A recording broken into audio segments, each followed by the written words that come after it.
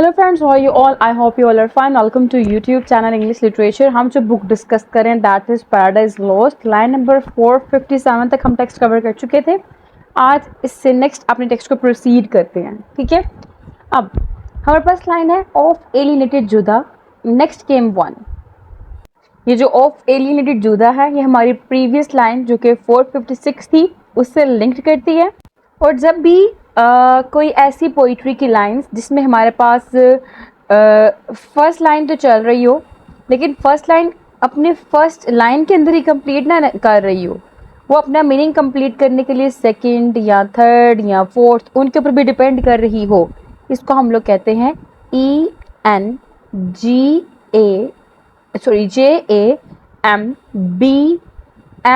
JAMBMENT, इंजैम्बमेंट। ठीक है, इंजैम्बमेंट एक फिगर ऑफ स्पीच है जिसमें किसी भी फर्स्ट लाइन को अपना मीनिंग कंप्लीट करने के लिए सेकंड लाइन के ऊपर डिपेंड करना पड़ रहा हो।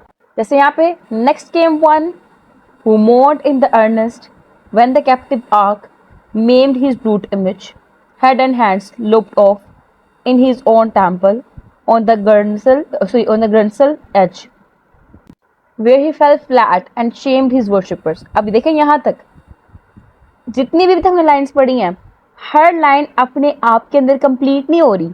पहली लाइन को अपना मीनिंग कंप्लीट करने के लिए दूसरी के ऊपर, फिर दूसरी को तीसरे पे, फिर तीसरी को चौथे पे, चौथे को पांचवे पे, यानी कि ईच एंड एवरी लाइन जो है डिपेंड करी दूसरे के ऊपर। मिल्टन का ये स्टाइल है। तो मिल्टन ने अपनी पोइट्री के अंदर राइटिंग करते इंजैम्बमेंट की टेक्निक यूज की है। क्लियर हो गया। और एक और फिगर ऑफ स्पीच है दैट इज CAESURA, सिजोरा। ठीक है, क्या स्पेलिंग है? सिजोरा। ये क्या होता है कि एक ही लाइन के अंदर हम लोग ब्रेक लेने के लिए कोमा, कॉलन, फुल स्टॉप या पंक्चुएशन मार्क्स लगाते हैं। ठीक है, उसको हम लोग सिजोरा कहते हैं। जैसे कि देखिए, who mourn in the earnest, comma लगा दिया। When the captive ark maimed his brute image, comma लगा दिया। ठीक है, in his own temple, comma लगा दिया। हम लोगों ने ये कॉलन लगा दिया। ठीक, फिर एंड डाउनवर्ड फिश, कॉलन लगा दिया। ठीक, तो ये क्या कर रहे हैं हम लोग? Comma, semicolon, colon, full stop, इस तरह के वर्ड्स लगा के, इस तरह के पंक्चुएशन मार्क लगा के जो हम लोग सेंटेंस में ब्रेक ले रहे हैं, ये होता है सिजोरा, जिसके स्पेलिंग मैंने आपको बता दिया था कि CAESURA। और दूसरा मैंने बताया आपको इंजैम्बमेंट, कि वो क्या होता है कि फर्स्ट लाइन को अपना मीनिंग कन्वे करने के लिए, कंप्लीट करने के लिए सेकंड के ऊपर, सेकंड को दूसरे के साथ, तीसरे के साथ ऐसे लिंक करना पड़ता है। यानी प्रॉपर अपना आइडिया जो है वो कन्वे करने के लिए नेक्स्ट लाइन्स पे डिपेंड करना पड़ रहा होता है। इसको हम लोग इंजैम्बमेंट कहते हैं। तो मुबारक हो आपको कि आपने आज की ये पोइट्री स्टार्ट करने से पहले ही 2 फिगर ऑफ स्पीच सीख ली हैं। अब है next came one who mourned in earnest when the captive ark. अब यहाँ पे नेक्स्ट केम वन किसकी बात की जा रही है? पहले हम लोगों ने देखा था हमारे पास THAMMUZ, ये थैमस था। ठीक है, उसके बाद हमारे पास जो फॉलोअर ऑफ सैटर्न आ रहा है दैट इज डैगन, DAGON, ये इसके स्पेलिंग है। ये एक डिटी है, एक काइंड ऑफ सी मॉन्स्टर है। इसको नेशनल गॉड ऑफ पैलेस्टाइन भी कहा जाता है। ये गॉड ऑफ एग्रीकल्चर भी कंसिडर किया जाता है। एनी हाउ, डैगन जो है ये एक ऐसा सी मॉन्स्टर है, एक ऐसा बुत जिसकी लोग पूजा करते हैं, जो कि इसकी सर का हिस्सा जो था वो ह्यूमन बीइंग जैसा था, धड़ का हिस्सा वो बेसिकली फिश जैसा था। और इसने अपना खौफ हर जगह फैलाया हुआ था। इसके बड़े फॉलोअर्स थे, बड़े मानने वाले थे इसके भी। जैसे कि पता है कि लोग बुत प्रस्ती के अंदर इंडल्ज हुए थे, तो एक क्रिश्चियनिटी के बिलीफ के अकॉर्डिंग किसने किस को बुत बनाया और उसकी क्या अथॉरिटी थी उनको डिस्कस किया जा रहा है। लेकिन कैसे हमने देखा था कि सैटर्न जो है उसने अपने फॉलोअर्स को, फॉलन एंजल्स को इकट्ठा किया था। और फॉर एग्ज़ाम्पल ये हमारे पास एक स्टेज है। ठीक है, यहाँ सैटर्न है, तो सैटर्न ने अपने फॉलोअर्स को बुलाया और जो रैंक वाइज सुपीरियर थे, यानी कि जिन्होंने ज़मीन के अंदर फसाद फैलाया, जिन्होंने ज़मीन के अंदर लोगों को बुत परस्ती में इंडल्ज किया, उसने उनको यहाँ पे बुलाया। ठीक है, रैंक वाइज अब इसके पास आए हैं। हमारे पास पहले मलोक आया था, ठीक है। मलोक के बाद हमारे पास आ गया था CHEMOS, ठीक है। कैमो इसका नाम, PEOR ये भी इसका नेम था, ठीक है। अब हमारे पास जो है फिर थैमस आया, THAMMUZ। अब उसके बाद हमारे पास अब डैगन आया, ठीक है। मीन्स ये सारे के सारे जो है ना हेल में सैटर्न के पास मौजूद हैं, और इन्होंने क्या क्या बुराइयां फैलाई थी ज़मीन के ऊपर, वो बताई जा रही हैं। क्लियर हो गया। अब उन जो बुराइयों का यहाँ पे जो इन्होंने ज़मीन में फैलाई उसका जिक्र किया जा रहा है, अब उनमें से बताया जा रहा है अब डैगन के बारे में। और इसके अलावा वर्ड कैप्टिव आर्क ये यूज़ किया गया है। वैसे तो आर्क हज़रत नूह की कश्ती के लिए यूज़ किया जाता है वर्ड बिब्लिकल कॉन्टेक्स्ट के लिहाज से, लेकिन यहाँ पे ये जो वर्ड है ये कैद के लिए, प्रिजन के लिए यूज़ किया जा रहा है। यहाँ पे हमारे पास वर्ड एजोटस आएगा, जो कि एक जगह है, टेम्पल है यहाँ पे डैगन का। देन हमारे पास यहाँ पे गैथ, एस्कलन, एक्रोन, गज़ा, ये सारी की सारी प्लेसेस हैं पैलेस्टाइन के अंदर। फ्रंटियर जो कहते हैं हम लोग बॉर्डर को कहते हैं, बाउंड्स बेसिकली कहते हैं लिमिट्स को। देन हमारे पास रिमन, ये भी एक गॉड है, मतलब जिसकी लोग पूजा करते हैं, वो आएगा जिसकी हुकूमत दमिश्कस में चल रही है। गॉड रेफर्स टू किंग, ठीक है, चल रहा है यहाँ पे। अच्छा, डैगन के बाद है रिमन, ठीक है, ये वर्ड आपने याद रखना है, ये नेम। अब देखते हैं जी लाइन में क्या कहा गया है। कहते हैं next came one who mourned in Ernest.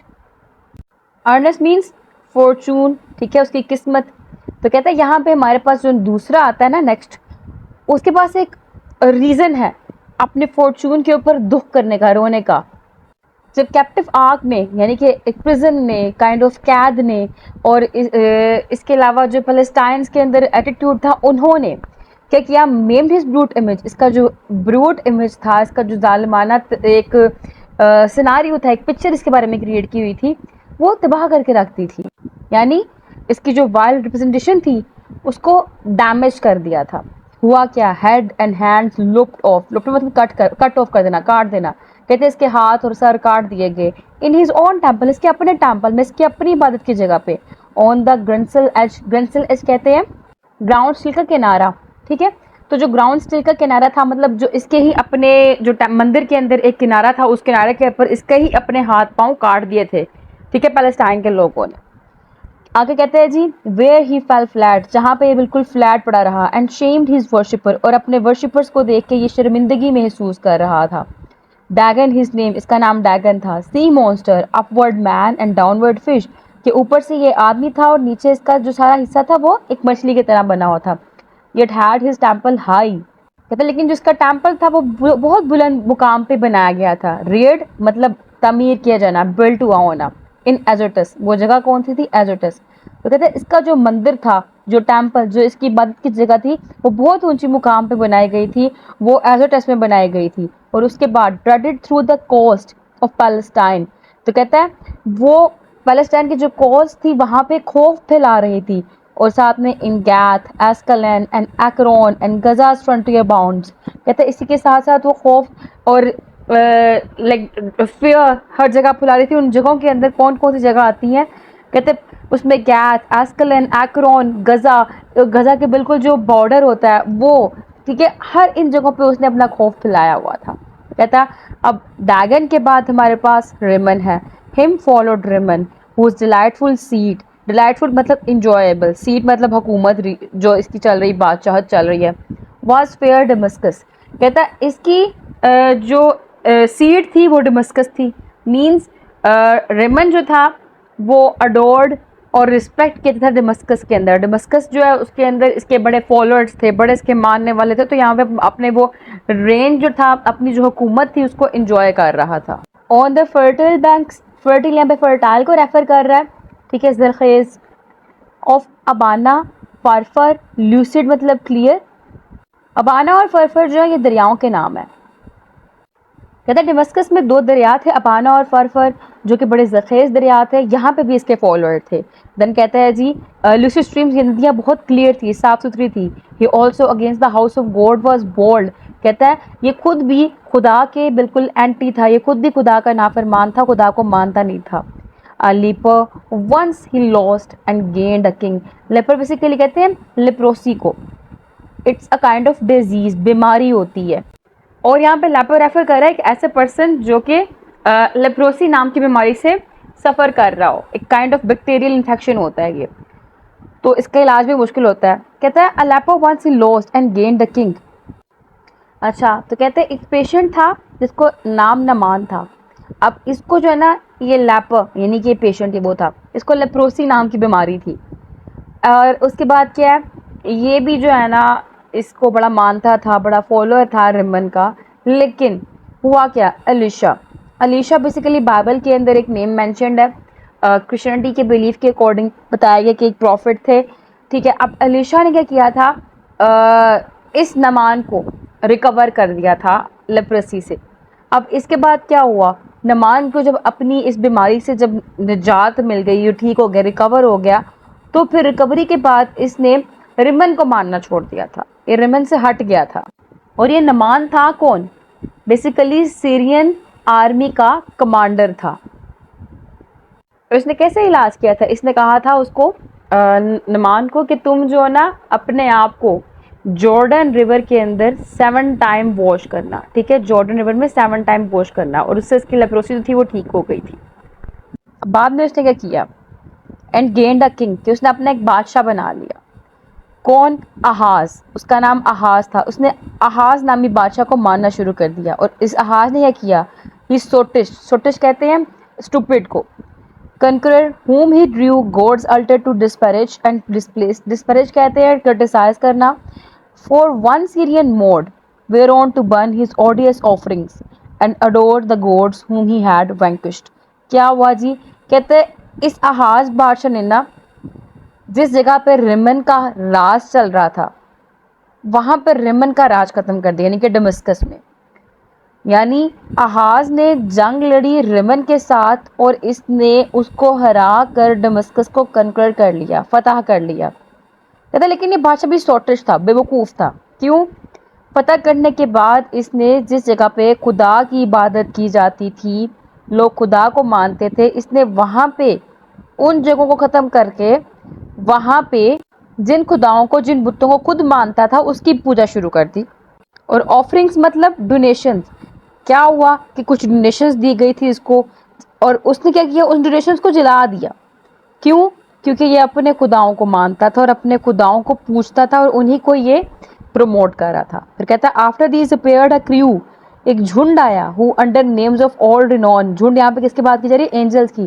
कहते हैं कि ऑर्डर के अकॉर्डिंग हमारे पास यहाँ पे एंजल का क्राउड आया, जिनके नेम क्या थे, Osiris, Isis, Orus and their train. कहते ये इनके नेम थे। अब ये तीनों कौन है, बेसिकली ये तीनों God's of ancient Egyptian count होते हैं, ठीक है। और इसमें जो ऑरसिस है ये पर्सोनिफिकेशन है लाइफ एंड गुडनेस की। ये इसमें हमारे पास जो आइसिस है ये वाइफ है, ऑरसिस जो है ये हस्बैंड है, ये दोनों हस्बैंड वाइफ है, और ऑरस जो है ये इनका बेटा है। और द ट्रेन मतलब फॉलोअर्स, इनके मानने वाले, ठीक है। तो कहते हैं इनके बाद हमारे पास एंजल्स का क्राउड आता है जिनका नाम जो है ऑरसिस, आइसिस और ऑरस है, और उनके फॉलोअर्स आते हैं, ठीक। यहाँ पे लाइन नंबर 478 कंप्लीट हुई। नेक्स्ट टेक्स्ट में हम 479 से डिस्कस करेंगे, देखेंगे कि नेक्स्ट क्या होता है। वीडियो पसंद है वीडियो को लाइक भी करिएगा, चैनल को सब्सक्राइब करना मत भूलिएगा, दुआ में खास याद रखिएगा। Stay tuned with us, take care.